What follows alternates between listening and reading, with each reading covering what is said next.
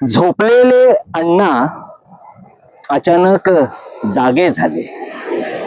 शेजारील मोबाईलवर रेंगाळणारे झुरळ बघून आधी दचकले, मग घाबरले, मग स्वतःला सावरत गालातल्या गालात हसत कॉकरोच यू नॉटी असं म्हणत ते पुन्हा झोपी गेले.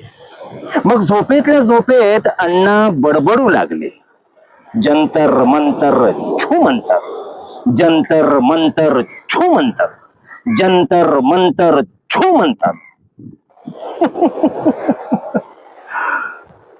ही वात्रटिका झाली चांगली, पण अण्णाच्या समर्थकांना कदाचित आवडणार नाही आणि अण्णांनाही आवडणार नाही कदाचित.